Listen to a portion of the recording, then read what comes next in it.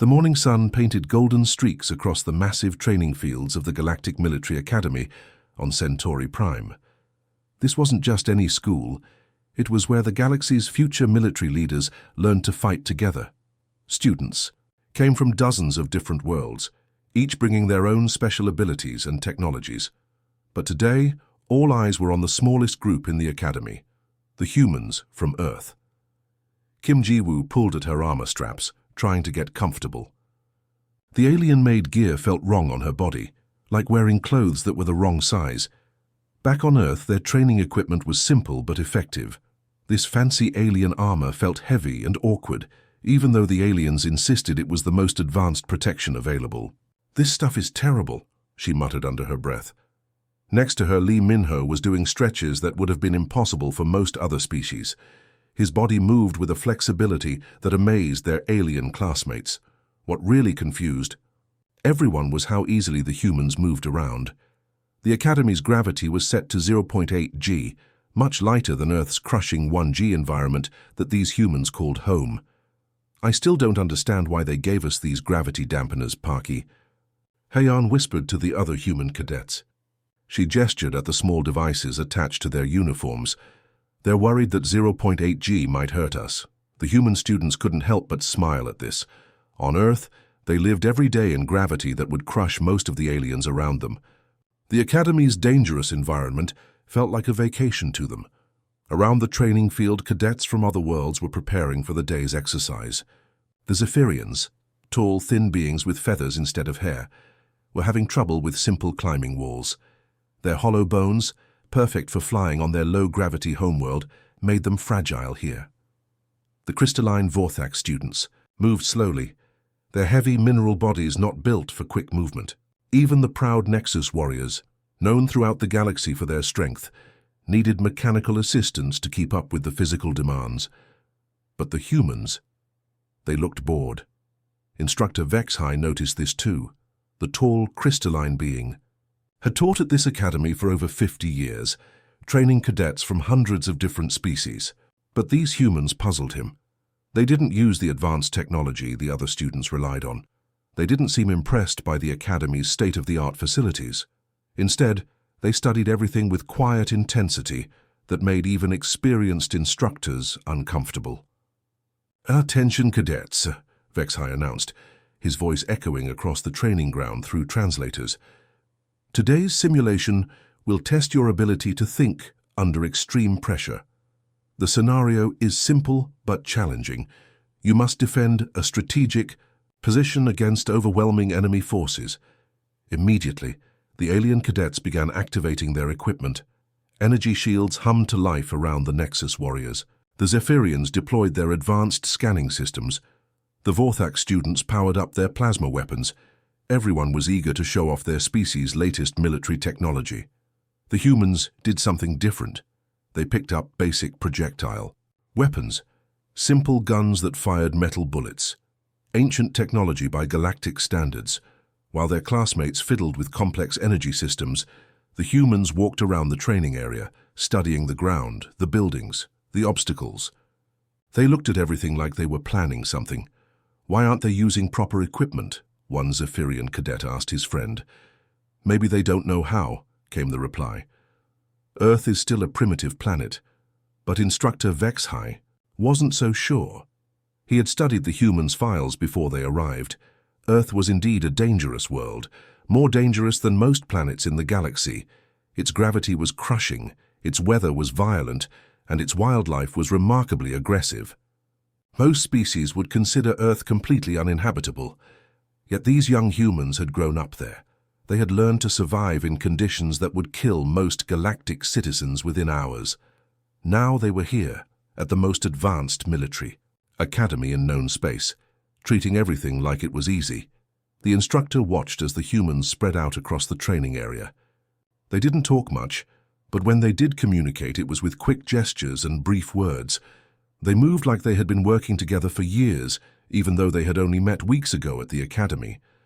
Something about their behavior reminded Vexhai of predators.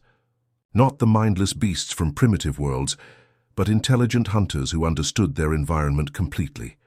The way they studied the terrain, the way they tested their weapons, the way they positioned themselves. It all suggested a level of tactical thinking that surprised him. What the instructor didn't know was that far across the galaxy, other eyes were watching too. Hidden sensors belonging to the hegemony, a military alliance that had conquered dozens of star systems, were recording every moment of the exercise. The hegemony had been planning an attack on the Academy for months, seeing it as an easy target, full of untrained students and valuable technology. Their intelligence report said the Academy would be defended by inexperienced cadets with basic training. According to their data, human students would be the least threatening of all. Primitive beings from a backwater planet with no advanced military experience. They had no idea what they were about to face. As the training exercise began, the human cadets moved into position with deadly efficiency. They weren't playing a game or showing off for grades. To them, this felt real. And when humans treated something as real combat, the galaxy was about to learn just how dangerous Earth's children could be. The peace of the Academy morning shattered in an instant. Without any warning, massive black ships appeared in the sky above Centauri Prime. They came through quantum tunnels, holes torn in space itself, emerging like nightmares from the void. The hegemony fleet had arrived. These weren't ordinary military vessels. Each ship was the size of a small city, their dark metal hulls designed to strike fear into anyone who saw them. They blocked out the twin suns of the Centauri system, casting the entire Academy into an unnatural twilight. The ships hung in the sky like giant predators, silent and menacing. Within seconds, the Academy's defensive systems began failing. Energy, shields that had protected the campus for decades, flickered like dying candles before going dark completely. The automated defense turrets tried to fire back, but their energy beams scattered harmlessly against the hegemony's advanced armor plating. It was clear this wasn't going to be a fair fight. Panic spread across the campus faster than wildfire. Alien cadets who had been confidently training just moments before now ran in every direction, their natural survival instincts kicking in. For most species in the galaxy, the smart response to overwhelming force was to run and hide. It was basic biology. When faced with a predator too strong to fight, you escape and live to see another day. The Zephyrian students took to the air with their natural flying abilities, trying to reach the emergency shelters. Their hollow bones and lightweight bodies made them fast, but also fragile. The crystalline Vorthak cadets moved more slowly, their heavy mineral bodies making quick movement difficult. Some were already using their communication devices to contact their homeworlds, hoping for rescue. Academy instructors rushed through the corridors, following emergency protocols that had been planned for years but never used. They herded groups of terrified students toward underground bunkers, designed to withstand orbital bombardment. Emergency broadcasts echoed through the campus in dozens of languages, all saying the same thing. Evacuate immediately. Seek shelter. Wait for rescue. Instructor Vexhai was helping a group of young Nexus cadets reach safety when he noticed something strange. While every other species was running toward the shelters, one small group was moving in the opposite direction. The humans were walking calmly through the chaos, heading toward the center of campus instead of away from danger. "Where are you going?" Vexhai called out, his crystalline voice cutting through the noise of the evacuation. Kim Jiwoo stopped and turned to face him. Her dark eyes were focused and calm in a way that seemed impossible, given the circumstances. Above them, more hegemony ships were appearing, and the sound of their engines was getting louder as they prepared to land troops. "To the armory," she said simply, as if it was the most obvious thing in the world. The instructor's mind struggled to process this answer. "You can't be serious. This is a full-scale invasion. There are thousands of enemy soldiers coming. You'll be killed." Lee Minho stepped up beside Jiwoo, holding a training rifle he had grabbed from the exercise they had been doing. He checked. The weapon with movements that looked automatic, like he had done it 1,000 times before. His hands moved over the rifle's parts with a confidence that seemed far beyond his years. "Then they'll have to work for it," he said, his voice steady and determined. More human cadets gathered around them. Park Hyon, Jung Doyun, Osungwan, Yun Minji, Bai Suyon, all 15 of the human students were there. None of them looked scared. None of them were running. Instead, they looked like they were getting ready for something they had been preparing for their entire lives. Instructor Vexhai couldn't understand what he was seeing. These were teenagers, barely out of childhood by human standards. They had only been at the academy for a few weeks. They didn't have advanced training or powerful weapons, yet they were talking about fighting a professional military force that had conquered entire star systems. "This is madness," he said. "The evacuation protocols exist for a reason. The shelters are designed to keep you safe until rescue arrives." Jiwoo looked up at the hegemony ships filling the sky. Smaller craft were already breaking away from the main fleet, troop transports preparing to land. "Safe doesn't win wars," she said quietly. The human cadets began moving again, but not as a panicked mob like the other students. They moved with purpose, splitting into smaller groups as they walked. Some headed toward the east wing of the academy, others toward the west. A few went toward the central buildings, where the most important facilities were located. Instructor Vexhai watched them go, feeling like he was witnessing something historic, but not understanding what it meant. In his 50 years of teaching, he had seen cadets from every corner of the galaxy. He had trained warriors from the fiercest species known to science. But he had never seen anything like this quiet determination in the face of certain death. The first hegemony dropships touched down on the Academy's main landing pad. Armored soldiers poured out in perfect formation, their advanced weapons ready, their tactical displays showing them exactly where to go. They expected to find an abandoned facility, maybe a few hiding students to capture for intelligence purposes.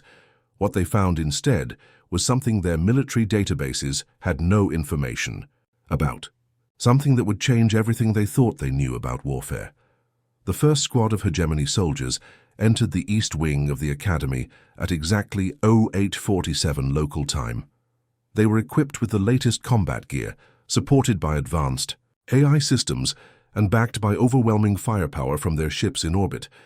They never reported back to command. In fact, they never had the chance to report anything at all. The war for the academy had begun, and it would be unlike anything the galaxy had ever seen.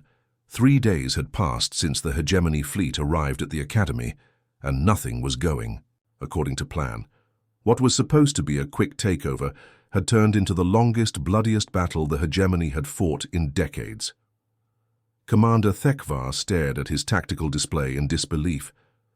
2 full battalions, over 2,000 of his best soldiers, were now committed to capturing a single academy from a handful of teenage humans. The numbers made no sense. His intelligence reports had been clear. The academy was a training facility with minimal defenses and inexperienced students. The human cadets were listed as the least threatening of all species present. They came from a primitive world with basic technology and no significant military tradition. Yet somehow these 15 human teenagers had turned the entire academy into a death trap. Oh Seung-hwan had claimed the chemistry lab as his personal workshop of destruction. The young human had spent his first day at the academy studying not just the standard curriculum, but every chemical compound available in the facility. Now, 3 days into the siege, that knowledge had become the hegemony's worst nightmare.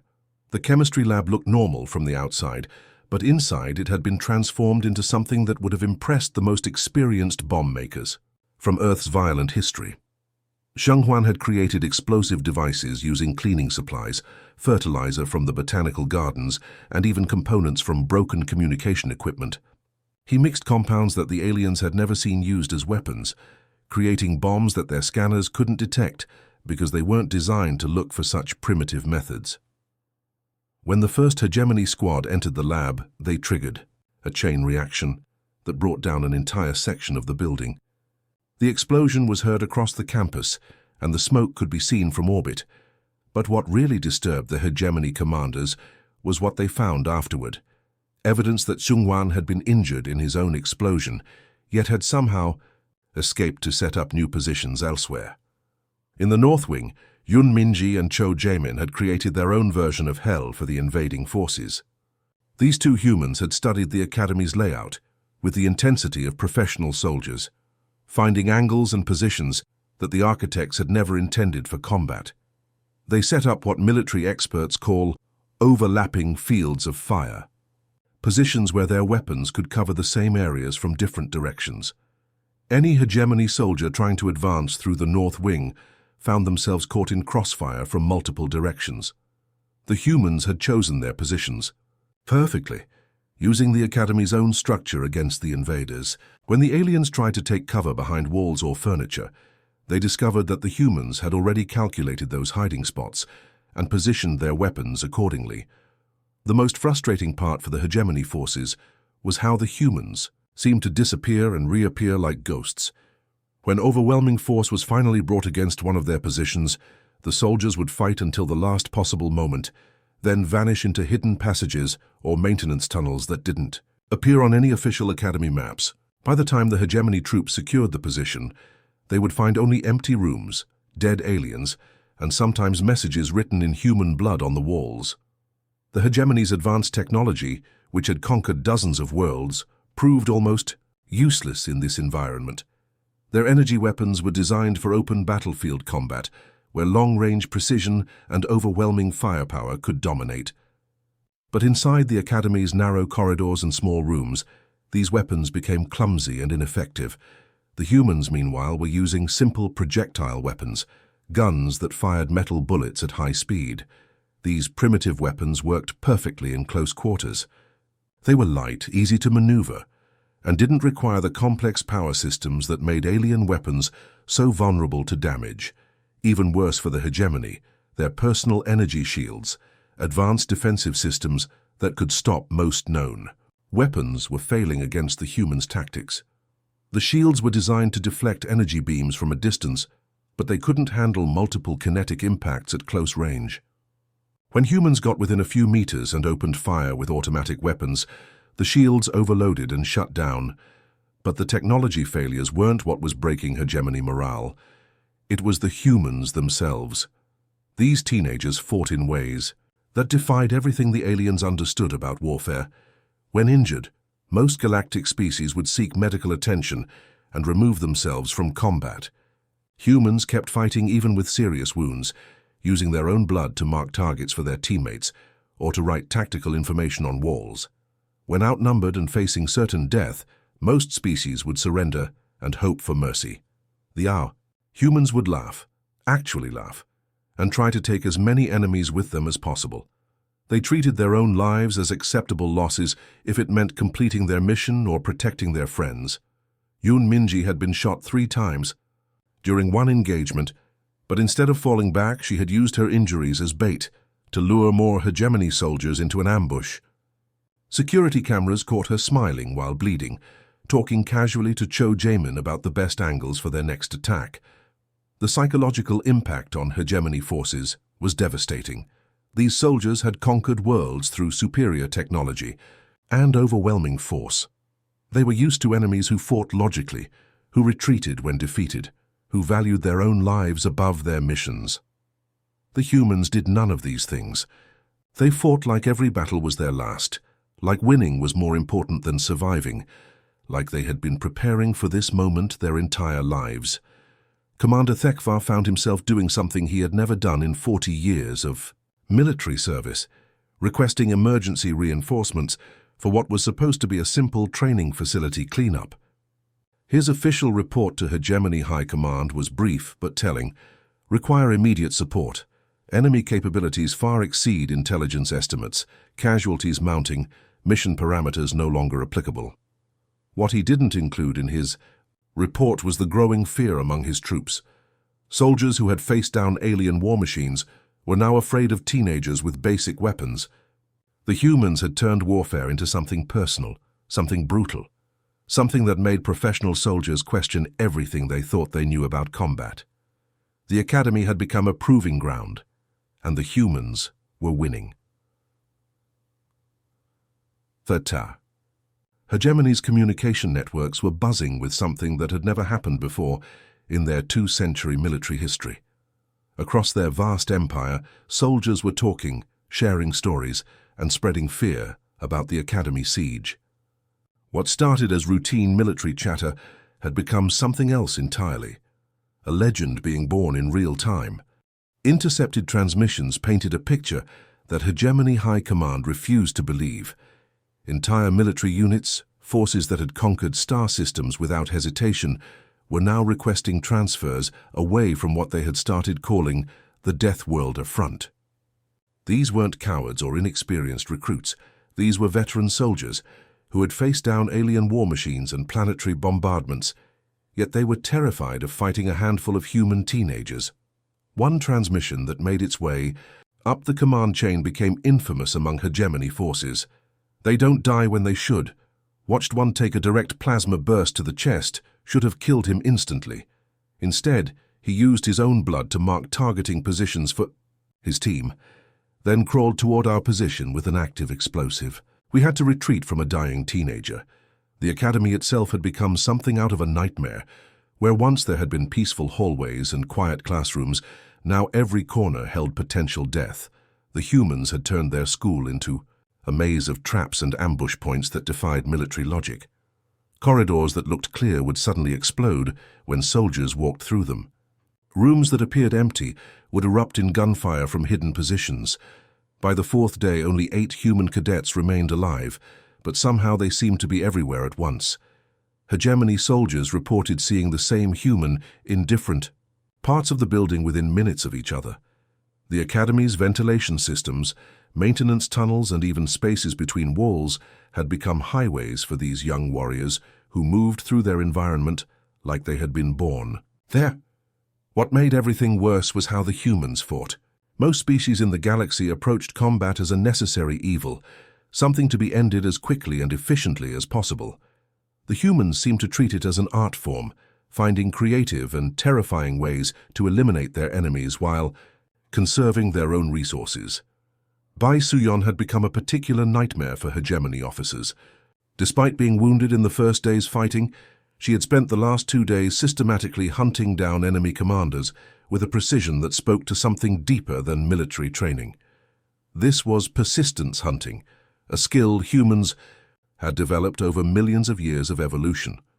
On Earth, human ancestors had hunted massive animals not through speed or strength, but through relentless pursuit. They would track their prey for days, never giving up, never stopping, until their target collapsed from exhaustion. Suyon was applying this same instinct to modern warfare, tracking officers through the Academy's corridors with supernatural patience. Each time she eliminated a commander, word spread through the hegemony ranks. Soldiers began to realize that their leaders were being picked off one by an injured teenager who refused to stop hunting. The psychological impact was devastating. If their trained officers couldn't survive against these humans, what chance did regular soldiers have? The humans also demonstrated something that shattered alien understanding of individual sacrifice. When cornered or facing overwhelming odds, most species would surrender, hoping to negotiate for their lives or wait for rescue. The humans did something else entirely. They turned their own deaths into weapons. Jung Doyun's final stand became legendary throughout the hegemony fleet. Cornered in the Academy's main library by an entire platoon of soldiers, he could have surrendered. Instead, he had rigged the building's support structure with explosives, turning the library into a massive bomb. When the hegemony forces moved in for the capture, he triggered the device. The explosion brought down 3 floors of the building, creating a crater that could be seen from orbit. 47 enemy soldiers died in the blast, along with Doyun himself. But what truly disturbed the surviving hegemony forces was the audio recording of his final transmission to his fellow humans. Instead of fear or desperation, they heard laughter, followed by 2 simple words: worth it. This wasn't the behavior of a desperate soldier making a last stand. This was someone who had calculated the value of his life against the mission objective, and decided the trade was favorable. To the aliens listening, it suggested a mindset that was completely foreign and deeply terrifying. Stories like these spread through the hegemony military faster than official communications. Soldiers talked to other soldiers, sharing accounts of humans who fought while critically wounded, who smiled while bleeding, who treated impossible odds as personal challenges rather than reasons to surrender. The psychological warfare was completely unintentional from the humans' perspective. They were simply fighting the way they had been taught by millions of years of evolution on Earth. But for the aliens, It created a terror that no amount of superior technology could overcome. By the end of the week, something unprecedented was happening across the hegemony empire. Military units that had never questioned orders, that had conquered planets without hesitation, were now refusing deployment to the academy. Official reports started using phrases like adolescent Deathworlders and extreme psychological warfare tactics to describe what was essentially a group of teenagers defending their school. The hegemony was facing its first large-scale military mutiny in over 2 centuries, and it was being caused by fewer than 10 human cadets armed with basic weapons. The legend of the Deathworlder Academy was spreading across the galaxy, carried by soldiers who had seen things that challenged everything they thought they knew about warfare, courage, and the value of individual life. What had started as a simple training exercise had become a galactic turning point, proving that sometimes the most dangerous enemy isn't the one with the best technology, but the one who refuses to accept defeat. The rescue fleet from the Galactic Defense Forces jumped out of hyperspace expecting to find a disaster. Intelligence reports had painted a grim picture: the prestigious academy overrun, thousands of students captured or killed, and the hegemony firmly in control of one of the galaxy's most important educational facilities. The fleet commanders were prepared for a long, bloody battle to retake the campus.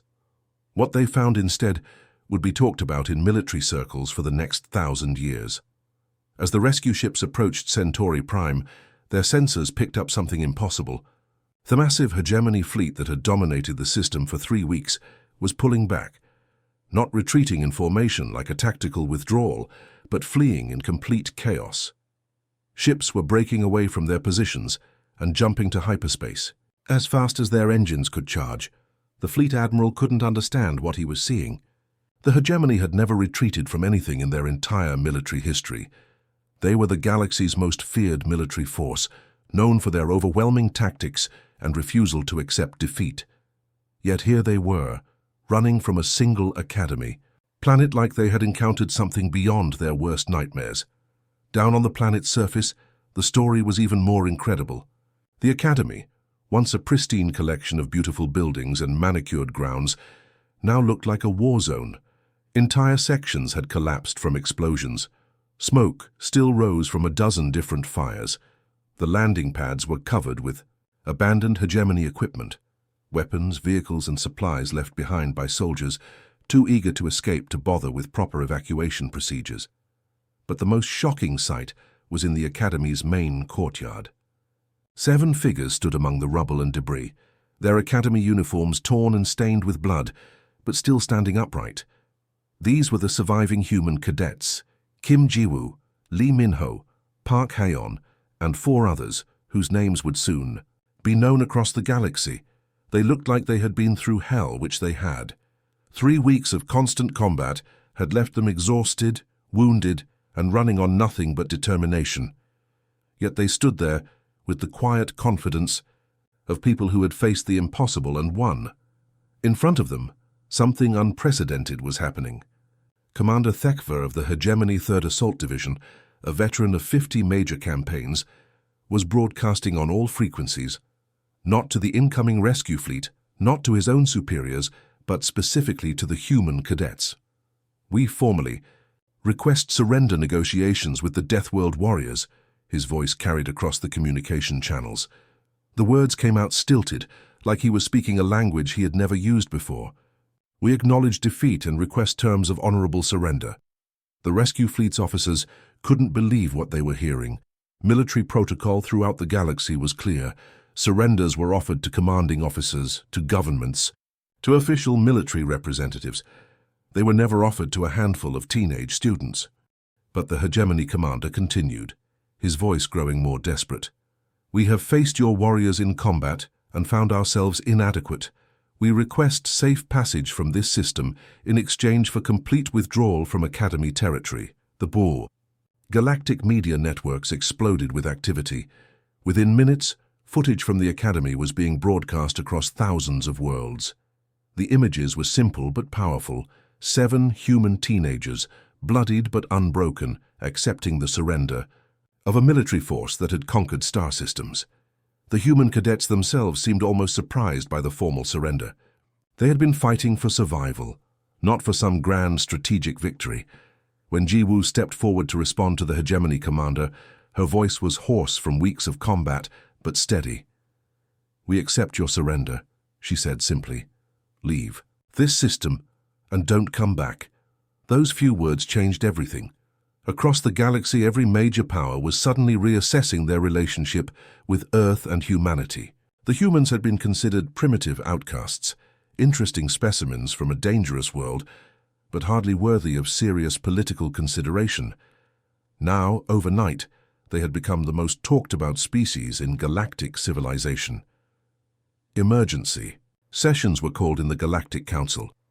Military strategists from every major empire began studying the Academy siege, trying to understand how such a small force had defeated the hegemony's professional army.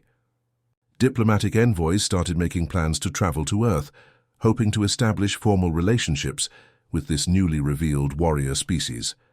The humans had proven something that no one had expected, that sometimes raw determination and fighting spirit could overcome any technological advantage. They had taken everything the hegemony could throw at them, and not only survived, but won decisively. The 7 surviving cadets were taken aboard the rescue fleet and treated as heroes. Medical teams worked around the clock to heal their injuries, while intelligence officers debriefed them about their tactics and strategies. But the humans remained modest about their accomplishment, treating it as something they had simply done because it needed doing. When they finally returned to Earth, they found a world that was just beginning to understand what had happened. Humanity had spent decades as outsiders in galactic civilization, struggling to prove they belonged among the advanced species of the galaxy. Now, suddenly, they were being courted by empires that had previously ignored them. The message was clear. To everyone who paid attention, humans were not to be underestimated. They might come from a primitive world with basic technology, but they possessed something that no amount of advanced equipment could replace: the absolute refusal to give up, no matter how impossible the odds. The Academy siege had taught the galaxy a fundamental truth about humanity. You could have superior numbers, better weapons, more advanced technology, and overwhelming tactical advantage. But if you had to fight humans who had decided not to lose, you were probably going to lose anyway. The hegemony learned this lesson the hard way. Other species took note and decided it was better to have humans as allies than enemies. The age of humanity as galactic outsiders was over.